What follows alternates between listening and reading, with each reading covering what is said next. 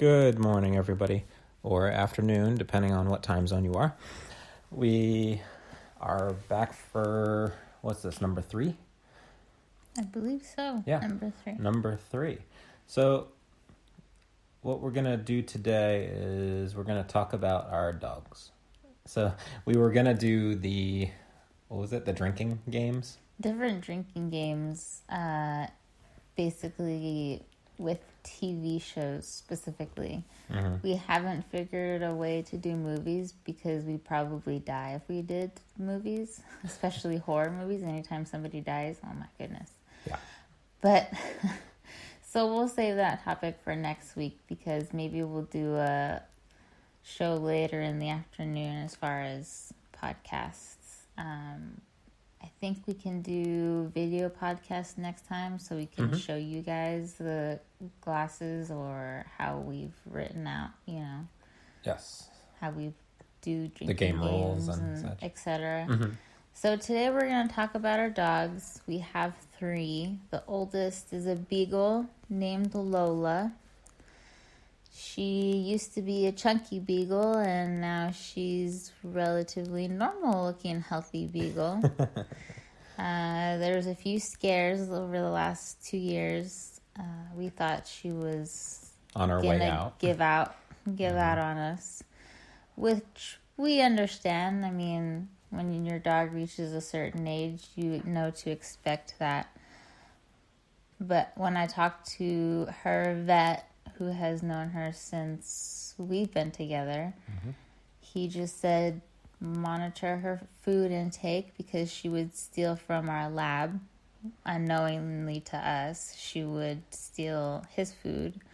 So that's why she was getting a lot of bit on the chunky side. So much so, we named her Jabba. So much so, yes, that we named her Jabba because she's mean. She's fierce. She steals my lab's food, and then my lab's looking at his bowl like, excuse me, why did you steal half of my food, lady? Mm-hmm. So, thank goodness we were able to, me specifically, was able to monitor her food intake and limit her treats, I guess. We call them snacks because, we snack, so same shit. Mm-hmm. And so she's healthy, surprisingly.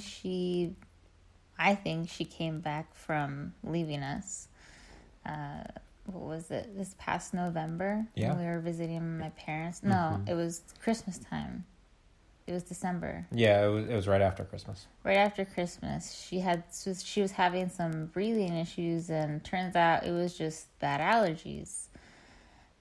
And other than allergies, she's healthy. She got basically, clean bill of health. Just couple benign changing her allergy medication, or I guess adding to the allergy medication that she's on. So she does have a few, I think 3 benign tumors, but her vet said not to worry about it because they don't feel hardened or anything like that. So they're not causing any problems. Right. So, and she's not in any type of pain or anything like that. So for the age that she is, she's doing relatively well, which I am glad because my lab and her, we call them husband and wife because they're inseparable. We forgot to get my lab spayed, or my lab neutered and her spayed before we knew that they would obviously get into what dogs do when male and female dogs get together. So, and when a mommy dog and a daddy dog really love each other. So, you want to tell that story? So story short, no, I won't get into the nitty gritty details, but my niece happened upon them outside when she was trying to bring them inside. Mm-hmm. And it scarred her for weeks. For life. She still we can't bring up that subject with her because she basically gags anytime because she still remembers what happened.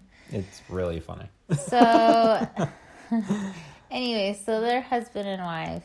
And let's talk about Rocky. So we got Rocky in 2010. Yeah. We were dating at the time. Mm-hmm. And I happened upon one of the millions of websites and got lucky because a lot of times a lot of breeders or people claim to be breeders and they just scam people. Mm-hmm. But we were lucky to find him, and he's from Apple Valley, California. Mm-hmm. Very nice little town.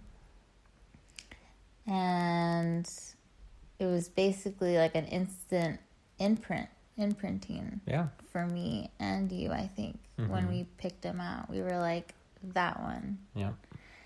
And his dog parents were beyond pissed that we were taking him and he was leaving. Yeah, it was a really large, I guess really normally large litter, but he, when we went to go pick him up, his parents were, first, they were big. Our parents, they were big. They're mixed, but they were huge. All of his brothers and sisters, I would say he had 7 or 8 brothers and sisters. Mm-hmm. And they all jumped in the pool. Meanwhile, I'm having a heart attack thinking, oh goodness, he doesn't know how to swim. They don't know how to swim, but no BS. They jumped in the pool, drank water, and then popped out. And I'm like, excuse me? Without a life vest? Yep. What the Swimming hell? around, just doing their thing because, they're puppies. And it was raining. So I was like, what the heck? Yep. So he loves water. He loves baths. But yeah, when it was a very lovely couple that we met. And I was surprised at how literally upset those parents were. I don't think I've ever picked up a dog from a dog breeder and seen the dog parents seeing someone take their puppy away. Yeah, when I picked up Lola, it was I got her from the Mojave Desert out in the middle of nowhere, and she was only, I think, 2 weeks old at the time. 3 weeks old when I got her, and I got her, what was it, about almost a year before we started dating. And, year and a half, I think. Yeah, and so I picked her up, and she was just curled up in a little ball in a little dust pile in the desert with the rest of her puppy litter. And yeah, when I picked her up, her parents were like just doing their thing, just as if they're just walking around the property and just hanging out. And oh look, there's a person, and that was it. They didn't give me any too much. They weren't following me. They weren't babying the litter. They were just doing their thing. So to see Rocky's parents losing it because we were there and holding Rocky and playing with them and just checking them out. I specifically started tearing up because I'm like, oh my goodness, like I want to take this dog home because for me, it was automatically, he imprinted on me. Like I picked him up and I knew he was our dog. But to see the dad, yeah, he was jumping against the back patio doors. Yeah. He was jumping. Well, Rocky does the same thing. Yes, he does. But every morning. To see him get so upset, I felt bad. Like, oh shit, like am I scarring his parents for life? Like, but so that was a crazy experience. So we got him, and right now he's 78 pounds, 75 pounds? He's about 78. Okay. The vet wants him to lose about 7 more pounds, and he said he'd last about 4 more years, 4 to 5 years. Yeah. Because the vet that we have up here where we're living, a little bit north of Santa Barbara. He's very high expectations and very show dog like when Right. it comes down to dogs. So basically, Optimal. he's trying to do everything he can as a vet to tell us what to do to make our dog's Live the longest lifespan and- live longer. Right. And for And fuller. him, he said Rocky's very healthy. He might need his teeth, like a deep cleaning type thing. Yeah. But outside of that, he just needs to lose about 7 pounds and he'd last 4 more years, which is not normal for his For breed. his mix, yeah. Because his father, I believe, was the lab mix, and the mom was the lab retriever mix. So he has these adorable little ears, Yeah. and I never let the groomers trim that part of his ears because that was part of his mom. So, I want to leave that how it is. To give you a picture, it kind of, maybe we'll add a picture to the clip, but it kind of looks like they're layered. He's got some layered trim fur around his ears, and he's just an adorable puppy. And yeah, a big bear. He's a big baby. So when we picked him up, he was small. Of course, we got him. He was a month old. Just about a month old. Yeah, so laying across Stephanie's lap on the way home, he spanned her lap and he fit within the seat confines. So he was a small little puppy, big giant paws, completely adorable, tripping over him left and right. He was Didn't tripping know what over to do him with his when paws. we took him potty on our way back to our house in another area of California. Yeah. And it was adorable seeing him try to walk around my parents' Run yard. around, yeah. And then he would just literally trip and fall over his paws because it's like, obviously his dad was the bigger dog, so he inherited the dad's A lot of size a from lot that. of the dad's size. And I think his mom's mannerisms and his dad, because he's very protective over Lola, myself Callie, and you. specifically, Yeah. and our little one, Callie, which we'll get to in a little bit. I also wanted to briefly touch on, yes, I have MS. I believe I have spoken about it In the first the one. first and last week's podcast. So we were living in Colorado, and for some unknown reason, the backyard was at a slant, which how is a handicap house, and then you have a backyard with a slant in the backyard, right? So I took my little Yorkie Chihuahua mix, Callie, or Khalifa as she's known, and I took her on her leash to do her business, and Rocky and Lola were already outside hanging out. And I was on the phone with my mom, and all of a sudden, my right leg just kind of gave out. So it folded like, you know how when you sit Indian style? That's basically what happened to my leg. Unbeknownst to me, it was both my ankle and my foot was sprained. Yeah. So my Yorkie just stopped in her tracks and didn't know what to do. So I believe she whimpered and then she barked. And then Rocky came over to me, stood there, made himself as stiff as he could, and he no BS Anchored himself so anchored you can himself get so I could grab onto him, and he carried me up. to To the doorway. the only part of the yard that was flat, which was our patio. And I'm like, I never trained him to do that. Nothing. But he knew, oh no, something's wrong. Very So that was a huge surprise. intuitive. Yeah. And my little one is my emotional support dog. So that's why she was like, something's wrong. What do I do? So I believe that's why she barked, and then Rocky turned around and was like, oh, I got this. So that was pretty cool. I mean, and, you know, with this whole world pandemic going on, he's picked up on my anxiety and depression just like the little one has since she was a baby. And he, during the day, he won't let me even use the bathroom or do laundry or basically if I'm cleaning or anything. Him and my little Yorkie Chihuahua mix, they're following me. Yeah.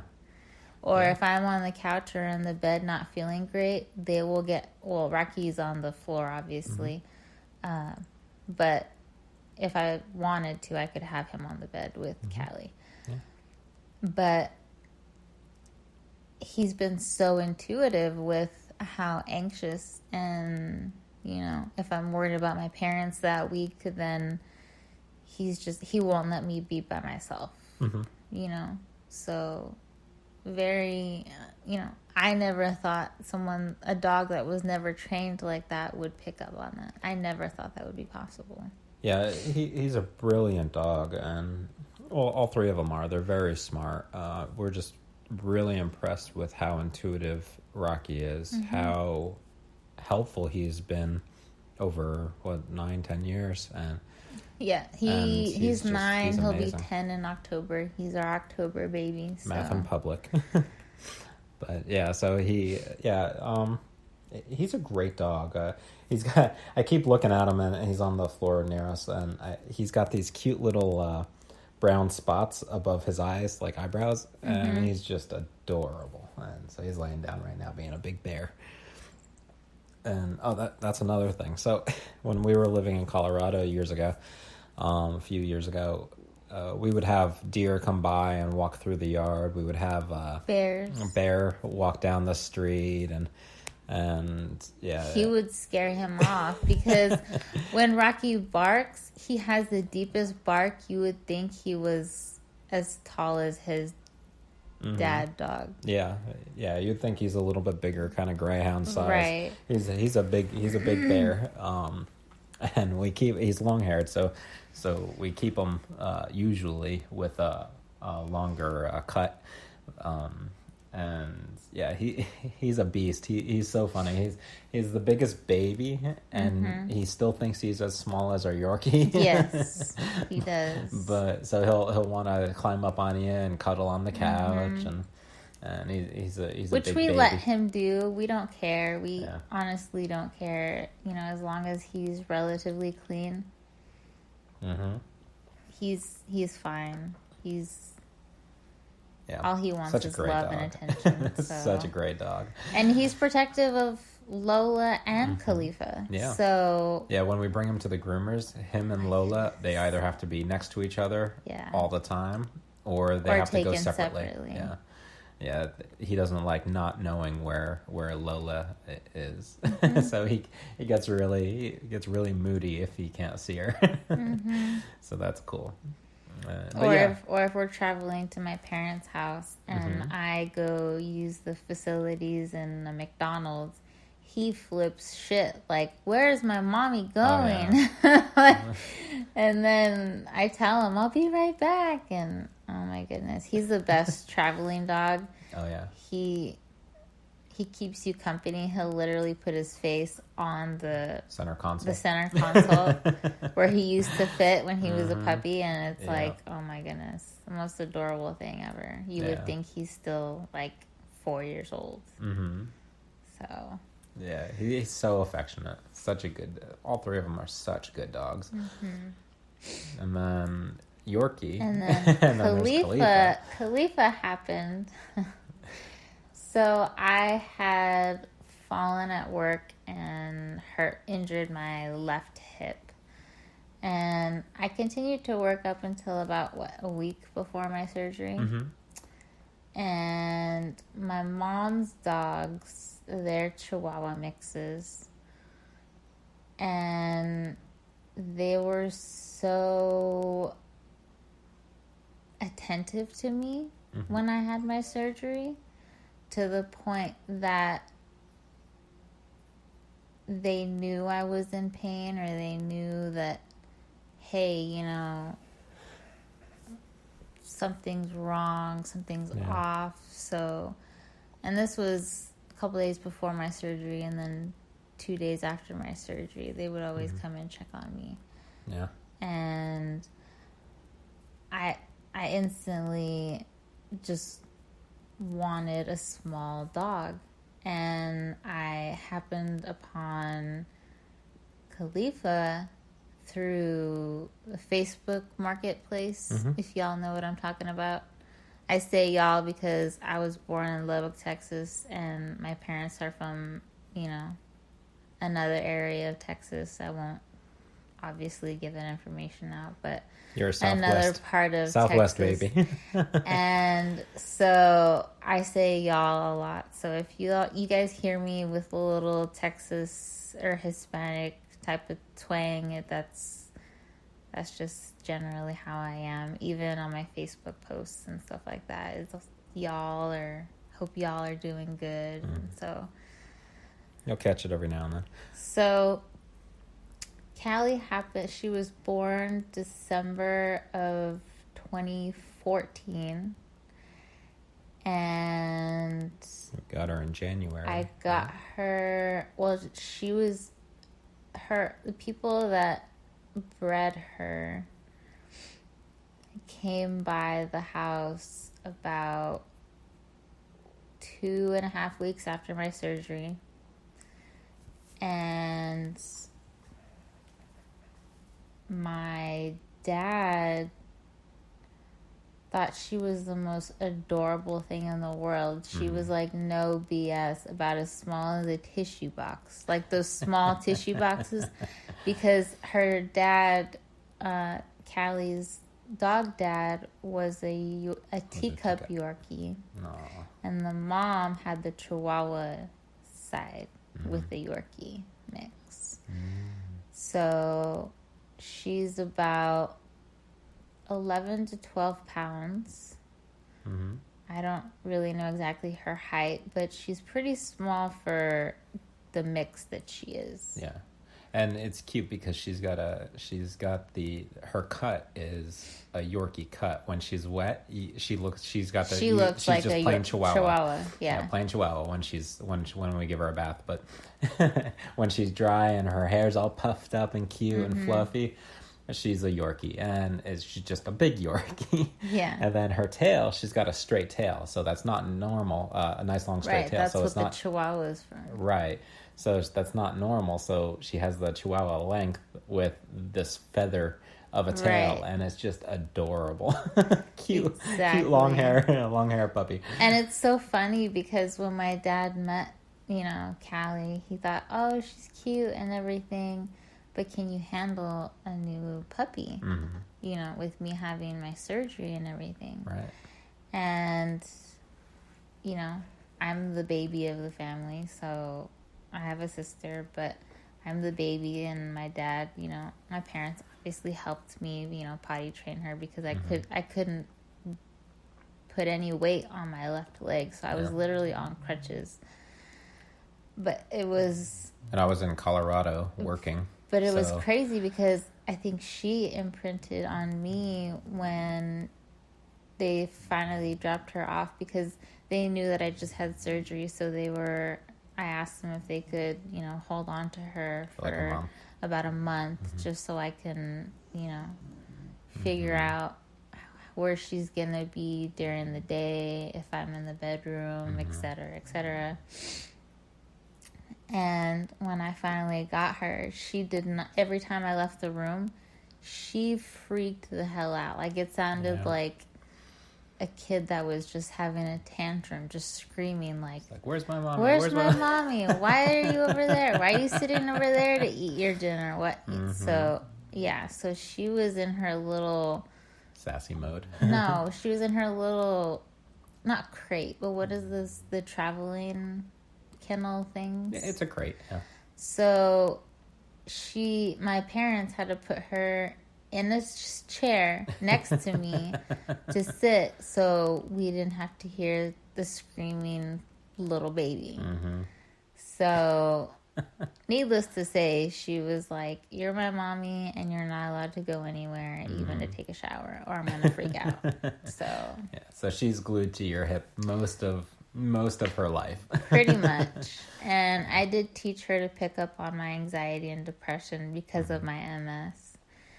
And it's weird because a lot of people say, "Oh, well, that dog shouldn't be an emotional support dog," and it's like, why? Just because she's small? Yeah.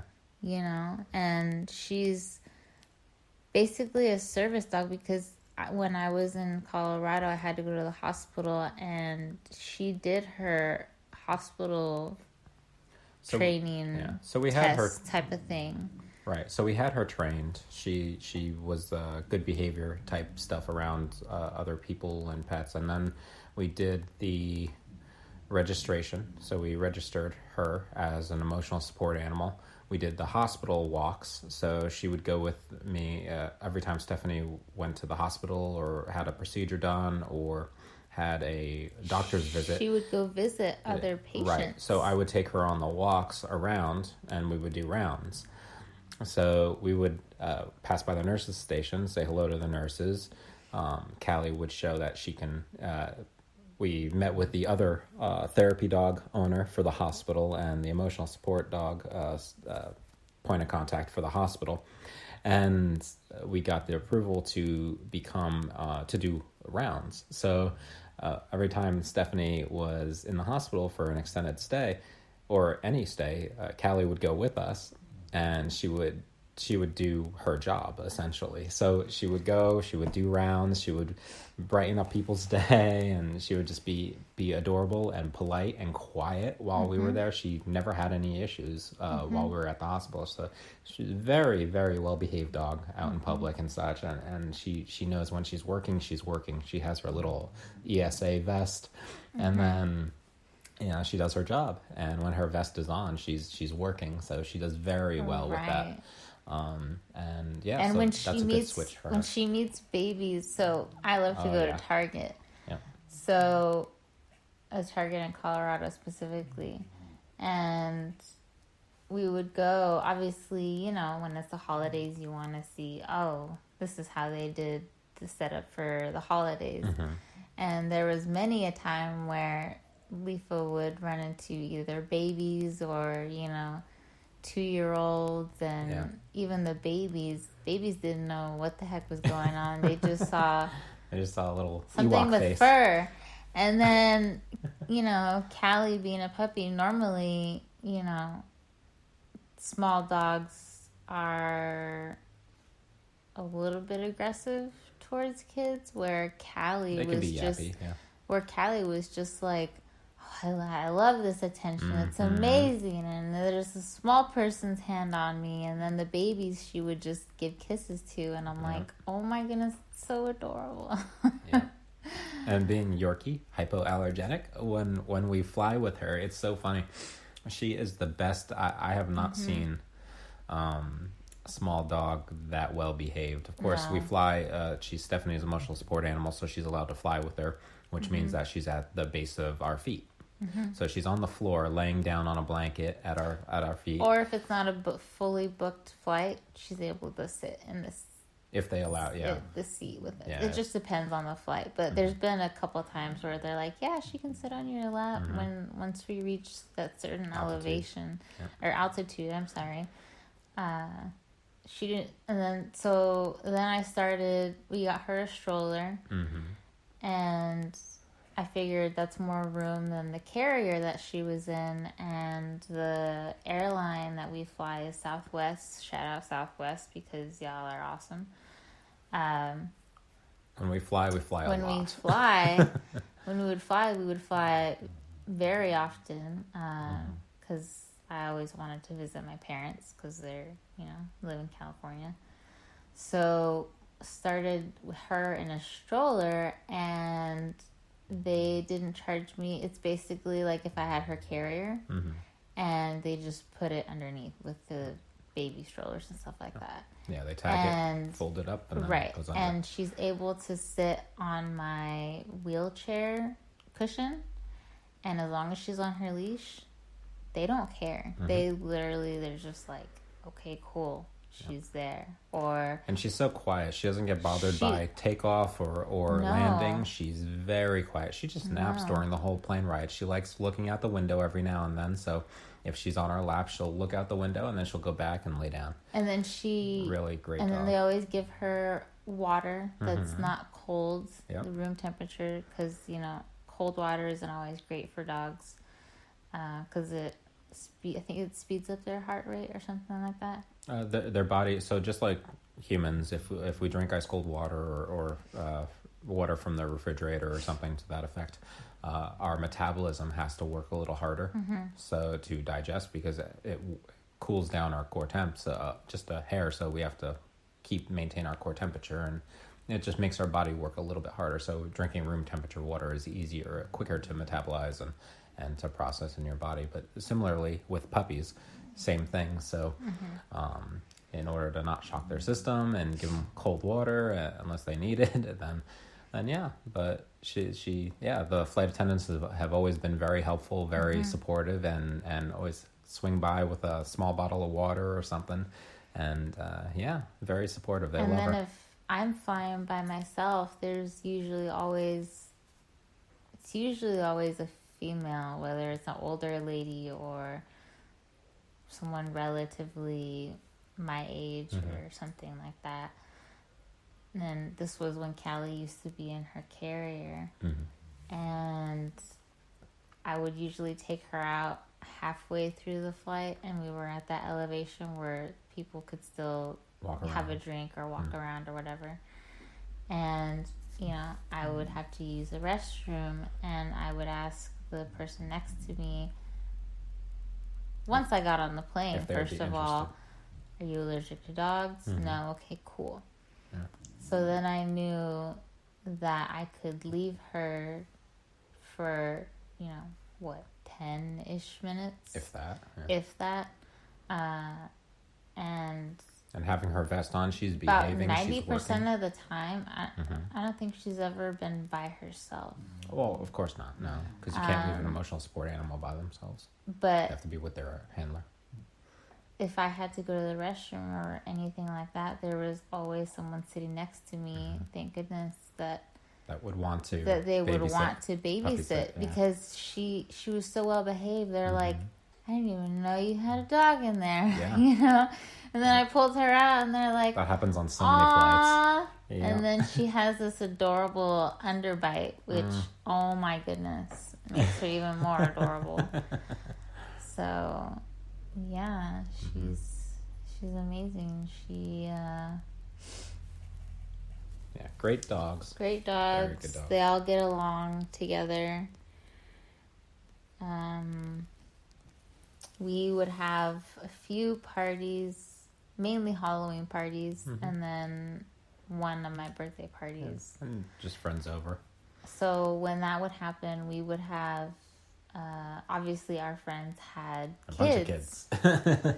So it was funny because they would be like, oh, well, is it okay if we have our kids come with us? And we're like, well, yeah, like, you're our friends, and that's part of the package of being our friends, so why would we object to that? And at the time, we had a mini fridge, which was for one of my MS medications, and I stopped taking that, so we just filled the mini fridge with, like, kids' drinks. Juice boxes, or Yoo-hoos, or, water, or, stuff like that.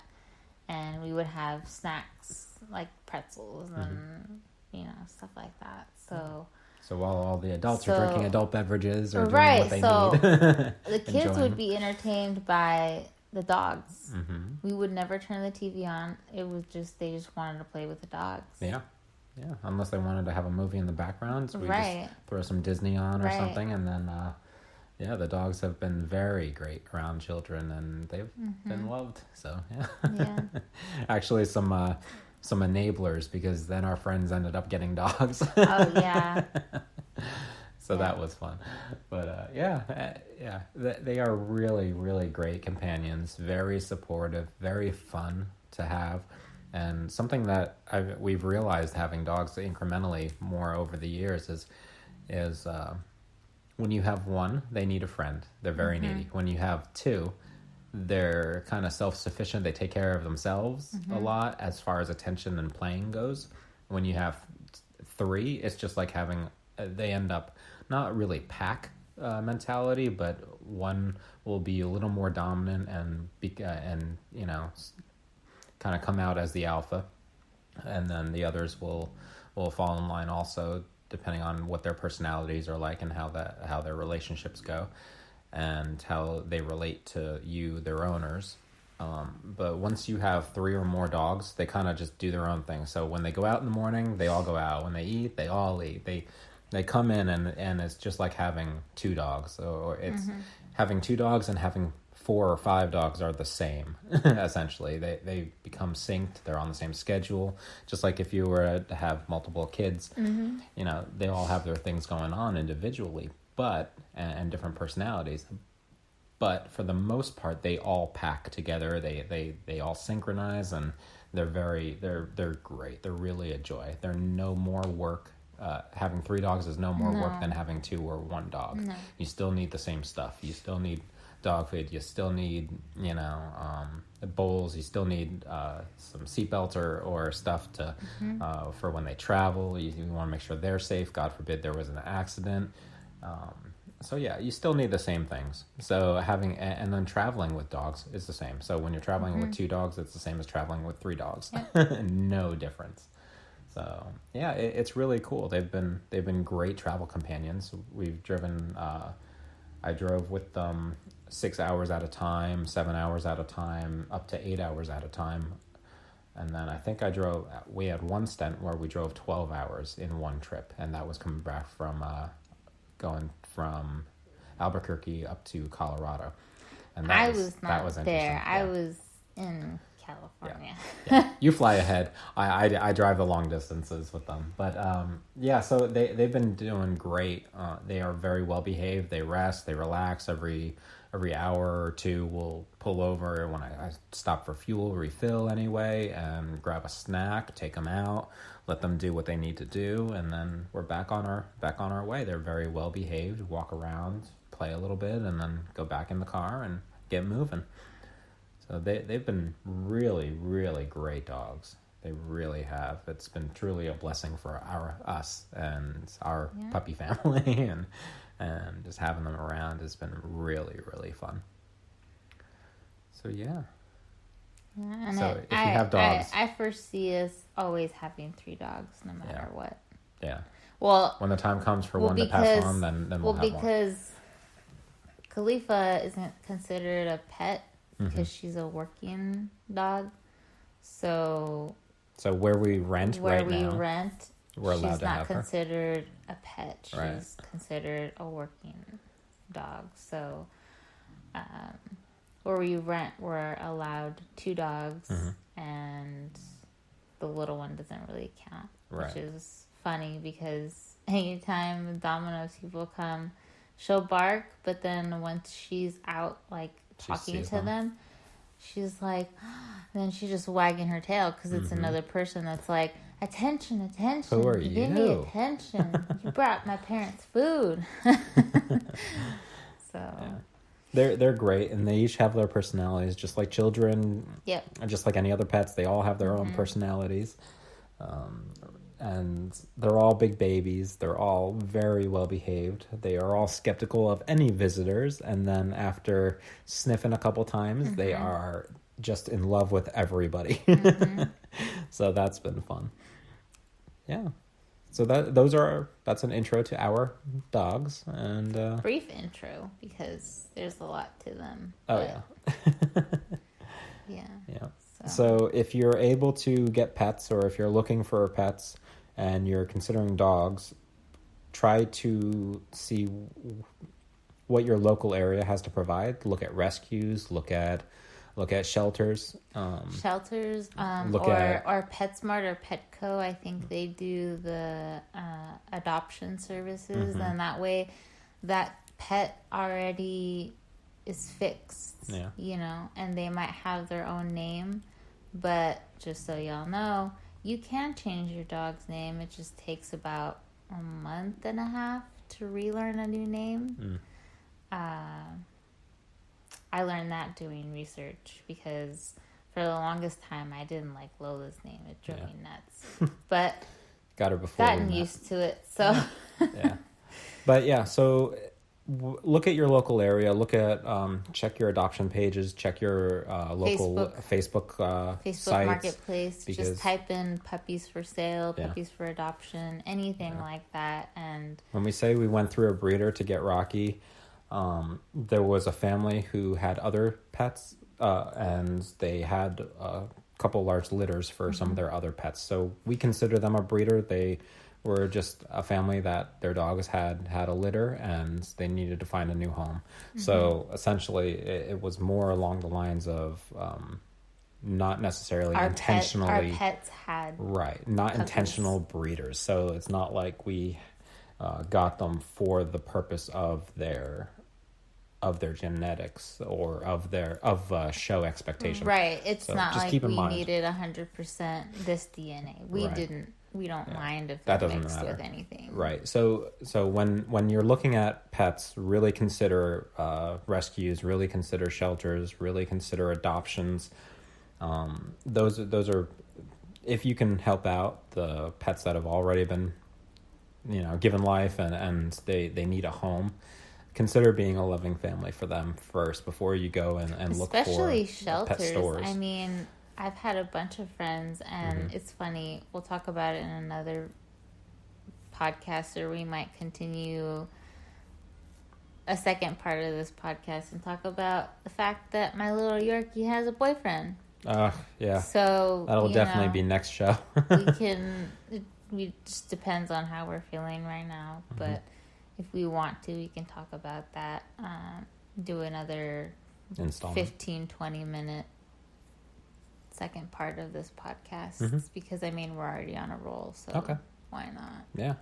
We'll take a quick break and then refill the coffee and then we'll get on there. But yeah. All right. Well, we'll be back in a little bit. See you later.